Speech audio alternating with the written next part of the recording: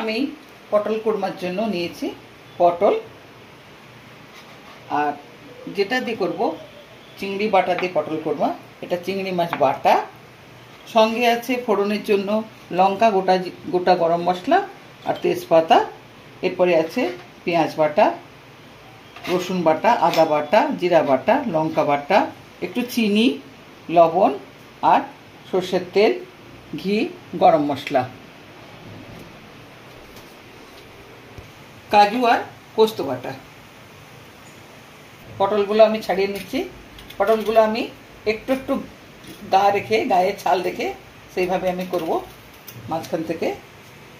মাঝখানে একটা করে রো থাকবে ছালে, আর তাহলে পটলটা একবারে গলে যাবে না। এইভাবে একটু করে ছাল তুলে দিয়েছি, একটু করে ছাল আছে, এইভাবে রাখলে ভালো হবে। সব পটলগুলো এইভাবে ছাড়ানো হয়ে গেছে। এবারে আমি পটলটাকে পিস করে কেটে নেব।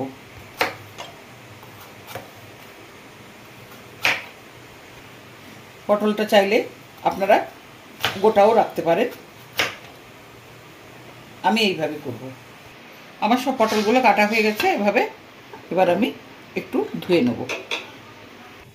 কড়াই গরম হয়ে গেছে,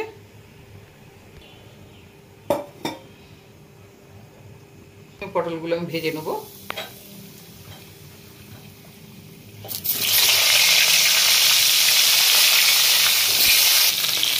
পটলের পরিমাণ মতো আমি নুন দিয়ে দিচ্ছি।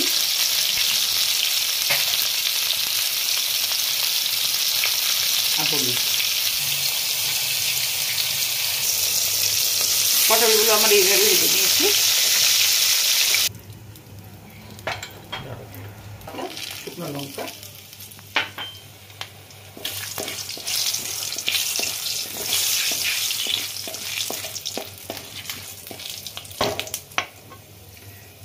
ভাজা হয়ে গেছে। এবার আমি একটু হলুদ দেবো যাতে মশলাটা না গায়ে ছিটিয়ে আসে। প্রথমে আমি দেবো পেঁয়াজ বাটা,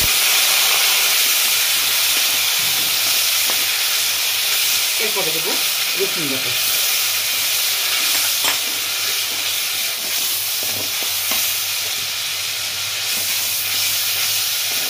আদা বাটা,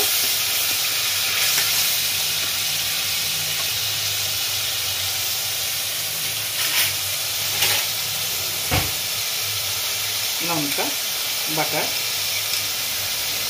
জিরে বাটা,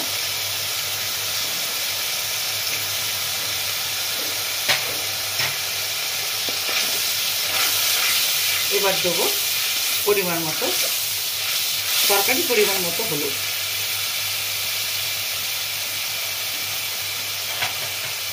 চিনি,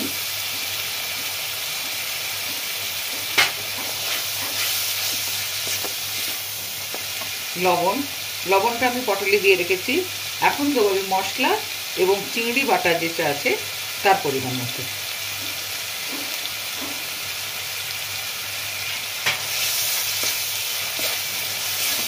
এরপরে আমি চিংড়ি বাটাটা দেবো।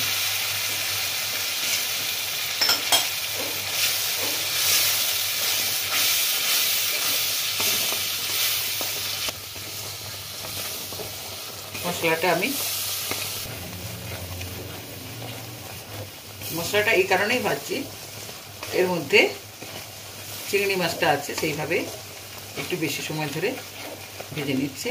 একটা সুন্দর গন্ধ বেরিয়েছে। চিংড়ি মাছ ভাজাতে তো এমনি একটা মিষ্টি গন্ধ বেরোয়, মশলা সহযোগে দারুণ গন্ধ বেরিয়েছে। মশলাটা প্রায় আমার ভাজা হয়ে গেছে 90 ভাগ।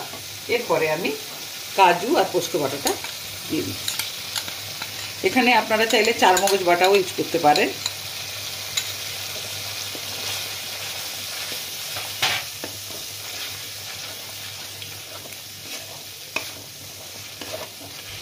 আমি আগেই বলেছি মশলাটা আমি কোনোদিন নামানোর আগে দিই না, ভাজা অবস্থাতে দিই।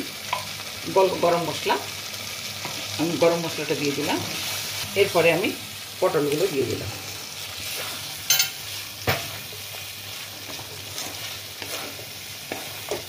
এই যে পটলের হালকা হালকা একটা নীলাভ ভাব আছে, এই তরকারিতে এটা দারুণ দেখাবে।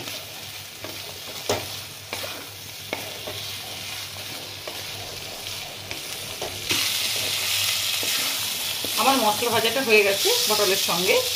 এরপরে আমি কাজু আর পোস্ত বাটার জলের বাটিটা একটু ধুয়ে জলটা দিয়ে দিই।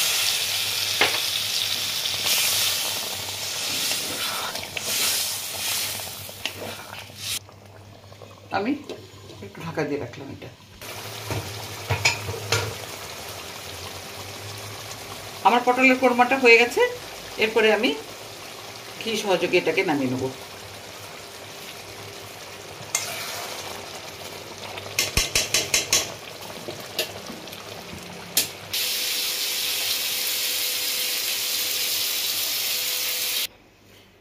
আজ আমার চিংড়ি মাছ বাটা দিয়ে পটলের কোরমা তৈরি হয়ে গেছে। পুরোটাই আপনাদের সামনে আমি তুলে ধরলাম। আশা করি আপনাদের এটা ভালো লেগেছে। আপনারা অবশ্যই বাড়িতে একবার চেষ্টা করবেন। যদি ভালো লেগে থাকে তাহলে আমাকে কমেন্ট করে জানাবেন। আর আজকের মতো লিটল কিচেন থেকে সুতপা আপনাদের কাছ থেকে বিদায় নিচ্ছে। আপনারা সবাই সুস্থ থাকুন। আবার রক্ষাবন্ধন উপলক্ষে সবাইকে প্রীতি ও শুভেচ্ছা জানিয়ে আমি আজকের মতো বিদায় নিচ্ছি। নমস্কার।